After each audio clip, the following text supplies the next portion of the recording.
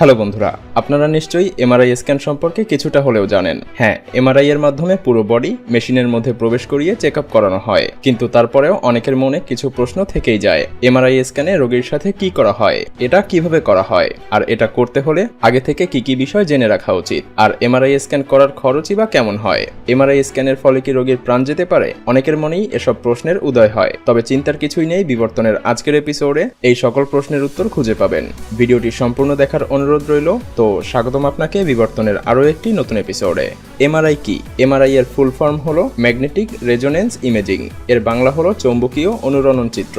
MRI এর মাধ্যমে magnetic field এবং কম্পিউটারের সাহায্যে শরীরের বিভিন্ন অংশের ইমেজিং করা হয়। এটা আমাদের শরীরের ছোট ছোট প্রোটনকে একসাথে করে ছবি তোলে। এবার চলুন জেনে নেই এমআরআই স্ক্যান কেন করা হয়। আমরা সবাই জানি এমআরআই মেশিন আসার পর থেকে মেডিকেলের সমস্ত পরীক্ষা নিরীক্ষা করার সিস্টেম একেবারে পাল্টে গেছে। এটার মাধ্যমে ডক্টর মানবদেহের অভ্যন্তরে কোনো রকম অস্ত্রোপচার ছাড়াই যে কোনো স্থানের ছবি তুলতে পারে খুবই সহজে। এটা খুব ভালোভাবেই রোগীর যে কোনো স্থানের ব্যথা এবং রোগ সম্পর্কে ডক্টরকে অবহিত করে। সেই সাথে মেডিসিন পেশেন্টের উপরে কেমন প্রভাব পড়ছে সেটাও জানা যায়। বিশেষ কোনো কাজের সময় আমাদের শরীরের কোন অংশ বেশি গতিশীল থাকে এটাও এমআরআই স্ক্যানের মাধ্যমেই জানা যায়। সেই সাথে আরও জানা যায় ব্রেইনের বিভিন্ন ধরনের রোগ সহ মৃগী ও টিউমার সম্পর্কে। ডক্টর যদি বুঝতে পারে কোনো রোগীকে সার্জারি করতে হবে, তখন এমআরআই এর মাধ্যমে সেই রোগীর ব্রেইনের ম্যাপিং করা হয়।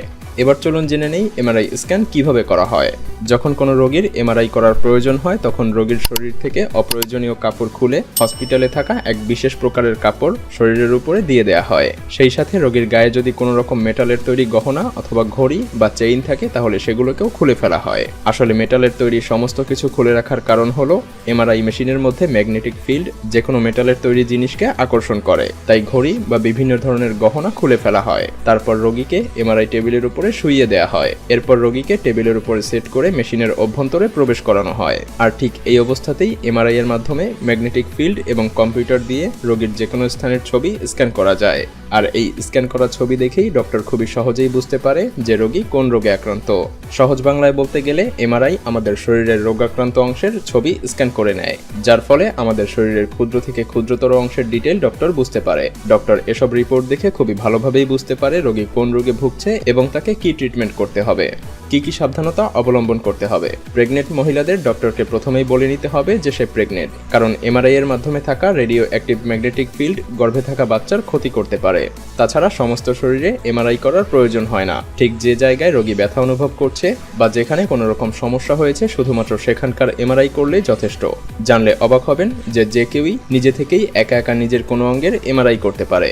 যেমন ব্রেন, শরীরের যে কোনো অংশে ভাঙা হাড় সহ সমস্ত কিছুই রোগী নিজে থেকেই নিজের এমআরআই করতে পারে। তবে এটা জেনে রাখা ভালো যে পুরো শরীরে এমআরআই করা সব থেকে ভালো, কারণ এমনটাও হতে পারে যে আপনার শরীরের অন্য কোথাও রোগ বাসা বেঁধেছে, অথচ আপনি বা ডাক্তার কেউই সেটা বুঝতে পারছে না, কিন্তু এমআরআই মেশিন তা ঠিকই বুঝতে পারবে।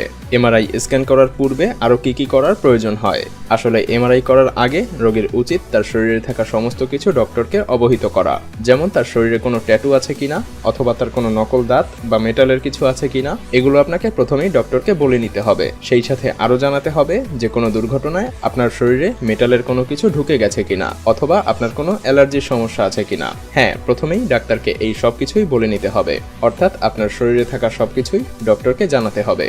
এর ফলে ডক্টর খুব ভালোভাবে রিপোর্টের সবকিছুই বুঝতে পারবে।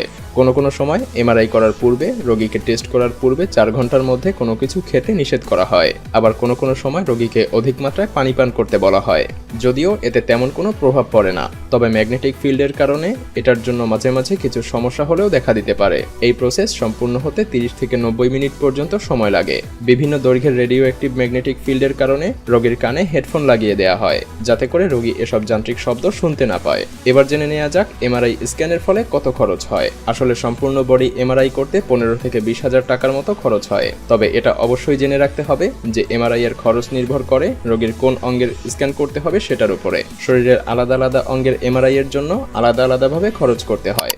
আর এটাও আপনাকে জানতে হবে যে এক এক হসপিটাল বা ক্লিনিক এক এক রকম চার্জ করে। তো এখন নিশ্চয়ই বুঝতে পারছেন যে এমআরআই কিভাবে করা হয়। ভিডিওটি ভালো লাগলে শেয়ার করতে পারেন